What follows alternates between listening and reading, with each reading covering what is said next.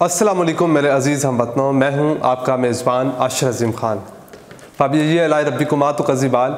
मेरे नबी पाक सल्लल्लाहु अलैहि वसल्लम और उनकी आल पर लाखों करोड़ों दुरूद सलाम।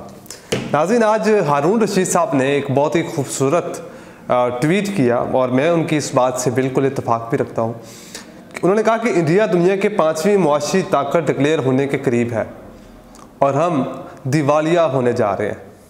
इसमें कसूर किसी और का नहीं, हमारा दुश्मन इंडिया नहीं बल्कि हम खुद है। ये बड़ी खूबसूरत बात उन्होंने कही है और इसमें दूसरी कोई राय नहीं। कोई ये नहीं कह सकता कि हमारा दुश्मन जो है वो इंडिया है, वो तो हमारा सबसे बड़ा दुश्मन है। इस बात से हम कभी इनकार कर ही नहीं सकते। वो हमें कभी भी तरक्की याफ्ता मुल्क देखना ही नहीं चाहता, तो इसलिए वो उस दुश्मन की बात करना गैर मुनासिब है। लेकिन जो हमारे अंदर के लोग दुश्मन हैं, हमारे सियासतदान जो है, अगर इनसे अल्लाह पाक हमें किसी तरह से इनसे जान छुड़वा दे तो शायद हमारा मुल्क जो है वो बेहतरी की तरफ जा सकता है। आज इसहाक डार साहब ने प्रेस कॉन्फ्रेंस की और प्रेस कॉन्फ्रेंस में उन्होंने कहा कि उन पाकिस्तान के डिफ़ॉल्ट होने का ख्वाब इमरान खान के साथ कब्र तक जाएगा। पूरी दुनिया अगर कहेगी तो भी पाकिस्तान डिफ़ॉल्ट नहीं होगा। और इस्लामाबाद में उन्होंने आज प्रेस कॉन्फ्रेंस की। उन्होंने कहा जी हुकूमत ने रिकॉर्ड कर्जा लिया इमरान खान के दौरे हुकूमत में और हम तबाही के दहाने पर खड़े थे। 6% पाकिस्तान की इकॉनमी की ग्रोथ थी। पाकिस्तान के जो फॉरेन रिजर्व थे वो $16 बिलियन थे। पाकिस्तान के पास जो रेमिटेंसेस थे वो $31 बिलियन थे। पाकिस्तान की जो एक्सपोर्ट्स थी वो 38 बिलियन पे पहुंच चुकी थी और पाकिस्तान जो है वो मुश्किल तरीन दहाने पर खड़ा था और पाकिस्तान जो है वो बहुत तरक्की भी नहीं कर रहा था, डिफ़ॉल्ट की तरफ जा रहा था। जबकि डिफ़ॉल्ट होने के चांसेस तब सिर्फ और सिर्फ 13% थे, जबकि अब डिफ़ॉल्ट होने के चांसेस 100% से भी बढ़ चुके हैं।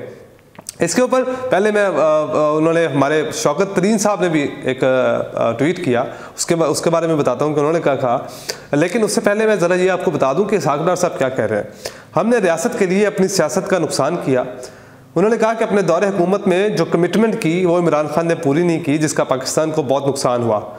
इमरान न्याजी, आप तो खुशकिस्मत निकले जो हाल आपने पाकिस्तानी मईशत का किया है।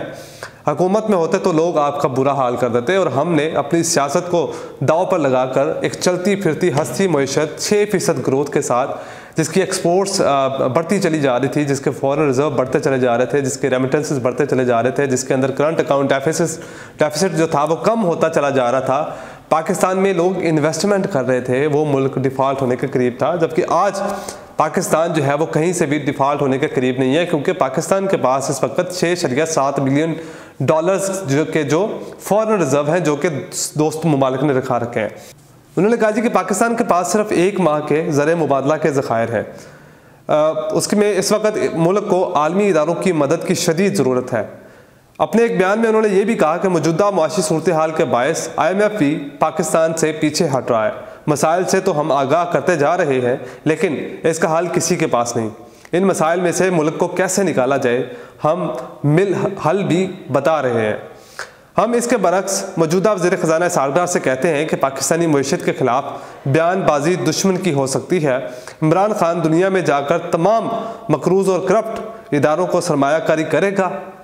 अभी भी PTI की तरफ से मुहिम चलाई जा रही है कि अफवाहें उड़ाई जा रही हैं कि पाकिस्तान डिफ़ॉल्ट कर जाएगा। पहले कहते थे कि बाउंड्स अदायगी नहीं कर सकेंगे, अब कहते हैं डिफ़ॉल्ट करेगा पाकिस्तान। उन्होंने न्यूज़ कॉन्फ्रेंस में ये भी कहा कि हमारे दौर में मुल्क में महंगाई 4.68% थी, अशिया की महंगाई 6% और GDP 6.1% थी। स्टॉक मार्केट दुनिया की 5वीं नंबर्स पर थी। ये सारी बातें उन्होंने कही और ये कहते हैं कि पाकिस्तान जो है वो इस वक्त डिफ़ॉल्ट होने जा रहा था। ये इस वक्त इनकी सूरत हाल है। और आज जो काम पाकिस्तान को तकरीबन 1947-1948 में करना चाहिए था पाकिस्तान के सेनेट को, आज जब इस इम्पोर्टेड मुसल्लत करदा हुकूमत की जो है वो कोई बात मानने को तैयार नहीं है, तो इनको नए तरमीम बिल बनाने की सोच आई है। इन्होंने आज सेनेट इजलास में गैर मुल्की सरमायाकारी के फ़रोग़ और तहफ़्फ़ुज़ का बिल मंजूर किया गया है। बिल के मतन के मुताबिक फौरी तौर पर मुल्क भर में नफाज होगा। अहले सरमायाकारी $50 करोड़ से कम नहीं कर सकेंगे। मतन के मुताबिक बिल के तहत इन सरमायाकारी की तहफ़्फ़ुज़ होगा जो बैनुल अक़वामी मुआहदों के तहत होंगे। तो ये जी आज इन्होंने बिल पास किया है जो कि तकरीबन 8 माह के टेन्योर के अंदर इस इम्पोर्टेड और मुसल्लत करदा हुकूमत ने पहला कोई अच्छा काम किया है जिसके ऊपर इनकी तारीफ़ की जा सकती है। दूसरी तरफ पाकिस्तान के पास सिर्फ 1 माह के ज़र मुबादला के ज़खायर मौजूद हैं। दूसरी तरफ पाकिस्तान के वज़ीर आज़म ने कल जो है वो M6 हैदराबाद सखर मोटरवे की संग बुनियाद रखी है। यानी कि ये लोग कहते हैं कि हमारे पास जहर खाने तक के पैसे नहीं है, आवाम को रिलीफ कहाँ से दें, लेकिन मोटरवे बनाने के लिए, अपनी तशहीर करने के लिए, सियासत को बचाने के लिए इनके पास पैसे मौजूद हैं। अब मसला यहाँ पर यह है, ये लोग करते हैं कि सड़कों के ठेके लेते हैं और उसी सड़क के ऊपर कर्ज लेते हैं और कर्ज लेने के बाद उसी सड़क को ठेके पर दे देते हैं जिससे कर्ज लिया होता है, और वो सूद की अदायगी करते करते वो सड़क तक टूट जाती है, लेकिन उस कर्ज की अदायगी नहीं हो पाती और नाम पाकिस्तान मुस्लिम लीग नून का बन जाता है कि इन्होंने पाकिस्तान में काम करवाया, इनके दौरे हुकूमत में सड़कें बनाई गई, या ये सारी खबरें चलाई जाती हैं। जबकि इनका असल जो कार्रवाई का जो तरीका है वो मैंने आपको बता दिया है। अच्छा जी, पाकिस्तान तहरीक इंसाफ ने इस वक्त जो है कौमी असम्बली से इस्तीफ़े देने की अपनी जो है वो पॉलिसी चेंज कर ली है। अब इस पॉलिसी के अंदर हुकूमत के लिए बड़ा ही सरप्राइज़ था, क्योंकि परवेज़ अशरफ साहब, राजा परवेज़ अशरफ साहब जो कि स्पीकर कौमी असम्बली हैं, वो इस बात का एतराफ़ कर रहे थे कि पाकिस्तान तहरीक इंसाफ के कारकुनान अपनी मर्ज़ी से इस्तीफ़ा नहीं दे रहे। जबकि इमरान खान साहब कह रहे थे कि हम असम्बलियाँ तहलील करेंगे और असम्बलियाँ तहलील करने के बाद इस्तीफ़े दे देंगे, लिख कर भिजवाए जाएंगे। लेकिन अब उन्होंने पॉलिसी चेंज की है, क्योंकि ये पैगाम दिया जा रहा था कि शायद उनके कारकुनान जो हैं, जो उनके रहनुमा हैं, वो तमाम इस इस्तीफ़ा देने से खुश नहीं है। तो वो स्पीकर कौमी असम्बली को जाकर बताते हैं कि हम पर प्रेशर डाला जा रहा है, हम इस्तीफ़ा देने के लिए खुश नहीं हैं। लेकिन इमरान खान साहब ने उनके इस बात को काउंटर करने के लिए उन्होंने फैसला किया कि हम लोग पहले वापस कौमी असम्बली के अंदर जाएंगे, कौमी असम्बली में, पंजाब असम्बली में और तमाम जगहों के ऊपर बैठेंगे और वहाँ पर सब लोग मिलकर एक साथ स्पीकर कौमी असम्बली के सामने ये कहेंगे कि जी हाँ, मैं इस्तीफ़ा देने के लिए बिल्कुल एग्री हूँ और ये मैं अपनी मर्ज़ी से कर रहा हूँ और अपनी खुशी से कर रहा हूँ इस्तीफ़ा। तो इसके बाद से इस इम्पोर्टेड हुकूमत के पास कोई बयानिया बचता हुआ नज़र नहीं आ रहा। इनके लिए मुश्किलात दिन ब दिन बढ़ती चली जा रही है, पाकिस्तान की मईशत दिन ब दिन डूबती चली जा रही है। हाँ, पाकिस्तान के लिए कुछ खुशखबरी आई ज़रूर है, इनके लिए खुशखबरी तो नहीं कहूँगा, पाकिस्तान के लिए खुशखबरी आई ज़रूर है, क्योंकि हमेशा पाकिस्तान की आवाम गरीब जो है वो पिसती है। जब भी किसी भी किस्म का कोई रजीम चेंज ऑपरेशन किया जाता है या किसी भी किस्म की पॉलिसी चेंज होती है या हुकूमत चेंज की जाती है, तो सबसे ज़्यादा जो इफ़ेक्ट होता है वो हमारे जो 95% लोगों के ऊपर होता है, क्योंकि यहाँ पर सिर्फ और सिर्फ 5% लोग अमीर हैं, 18% लोग जो हैं वो मिडिल क्लास हैं, बाकी सारी जो है वो गरीब क्लास से ताल्लुक़ रखते हैं। तो इस वक्त जो है वो सारी पॉलिसियाँ इनके पास पाकिस्तान से उनको फ़ायदा होगा, क्योंकि पाकिस्तान के अगर अंदर डॉलर्स आएंगे तो हो सकता है कि ये इम्पोर्टेड हुकूमत, ये मुसल्लत करदा हुकूमत इस वक्त पेट्रोल की प्राइसेस को कम कर दे। जबकि आलमी मार्केट के अंदर इस वक्त तकरीबन 48 बैरल से 72 बैरल पर पेट्रोल फरोख्त हो रहा है और पाकिस्तान में इसकी कीमतें जो है वो 180-185 के करीब होनी चाहिए।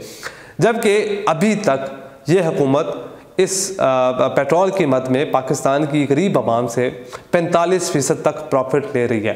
इसको कम भी किया जा सकता है, 45 से भी ज़्यादा ले रही है, लेकिन सिर्फ़ और सिर्फ अपने ज़र मुबादला के ज़खायर को बढ़ाने के लिए और पाकिस्तान को डिफ़ॉल्ट होने से बचाने के लिए। वरना पाकिस्तान इस वक्त डिफ़ॉल्ट हो चुका है और वज़ीर ख़जाना साकदार साहब जो है वो इस बात को छुपा रहे हैं और वो जितने भी कर्जदार हैं, जो भी दोस्त ममालिक हैं, उनसे रिक्वेस्ट कर रहे हैं कि वो इस वक्त उनकी कर्जे की अदायगी नहीं कर सकते, तो खुदा के लिए हमें थोड़ा सा वक्त दे दिया जाए। और कुछ दोस्त ममालिक ने हम पर एहसान भी किया है, क्योंकि हम बेकारी लोग हैं, हम पर कोई एहसान करके जाए, हम पे कोई थूक के जाए, हमें फ़र्क तो पड़ता नहीं है। तो हम पे उन्होंने एहसान किया है कि उन्होंने कहा जी ठीक है, आप अगले साल अपने कर्ज़ की अदायगी कर दीजिएगा, और ये इस बात के लिए हम उनके मशकूर हैं कि वो हम पर हमेशा एहसान करते हैं। हम बेकारियों के ऊपर, हम चोरों के ऊपर, उन लोगों के ऊपर हम लेके आते हैं जिन्होंने पाकिस्तान को लूटा, जिन्होंने पाकिस्तान की तबाही फेरी, उन्हीं के हम गुलाम बन के रहते हैं। आपका बहुत शुक्रिया, आपने हर दफ़ा हमारी मदद करी। आज के लिए इतना ही, मुझे दीजिए इजाज़त। अल्लाह हाफ़िज़।